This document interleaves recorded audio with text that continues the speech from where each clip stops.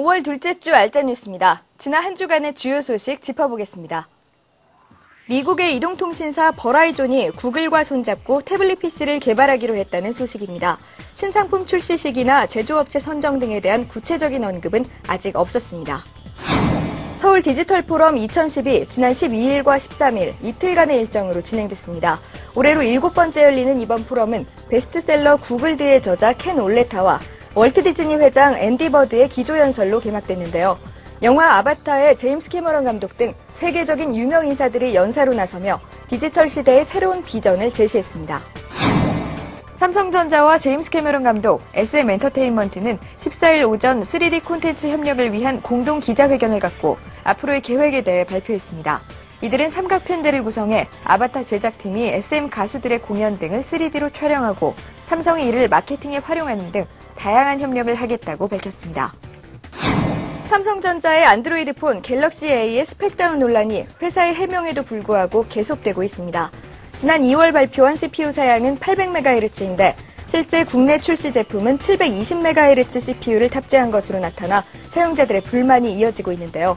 한편 지난주 국내에 발표된 HTC의 안드로이드 폰 디자이어에서도 윈도우 7 동기화 오류와 터치 패널 오작동 등 버그가 잇따라 발견되고 있습니다.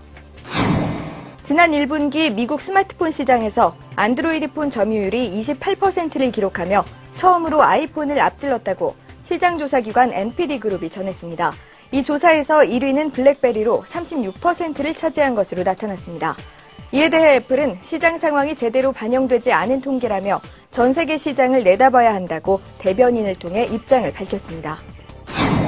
지난 7일 애플 아이패드의 해외 판매 계획이 발표된 가운데 해외 판매 가격이 미국 내 판매 가격보다 비싼 것에 대한 소비자들의 불만이 이어졌습니다.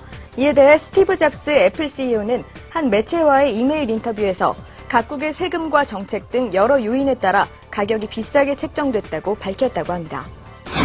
내년부터 한글 국가 도메인을 사용할 수 있게 됩니다. 방송통신위원회는 영어와 한글 혼용과 달리 완전한 한글 주소도 사용할 수 있도록 다나와.한국과 같은 한글 국가 도메인을 도입한다고 밝혔습니다. 지난주 넥슨이 온라인 게임 개발업체 엔드워즈와 게임하이를 인수한 데 이어 NC소프트도 지난 11일 캐주얼 게임 개발사 넥스트플레이를 인수했다고 밝혔습니다.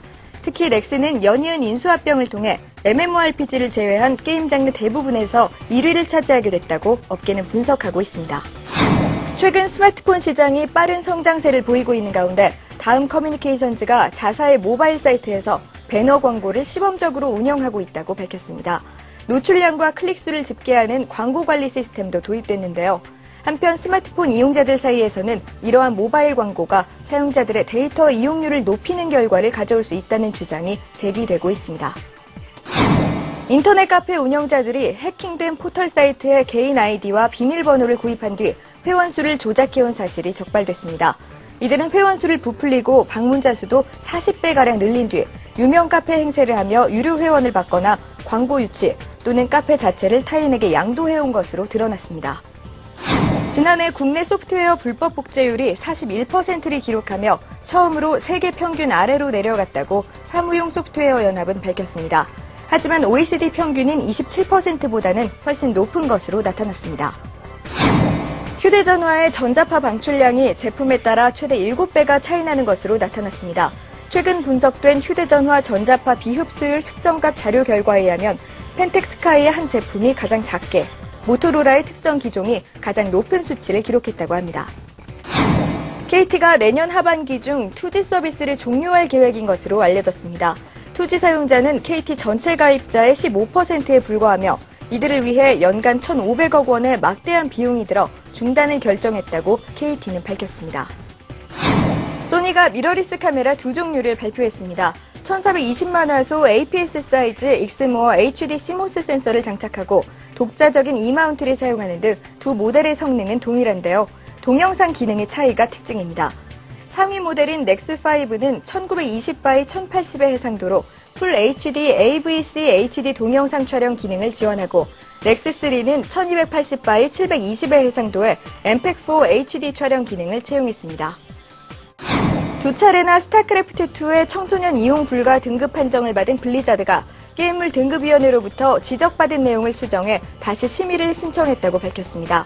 붉은색이었던 혈흔 표현을 검정색으로 하거나 유닛의 신체 훼손 표현 등을 삭제했다고 합니다. 뷰소닉 코리아는 3D와 단초점 프로젝터, 그리고 전자칠판 기능을 제공하는 인터랙티브 프로젝터 등 DLP 프로젝터 제품군을 지난 11일 국내에 발표했습니다.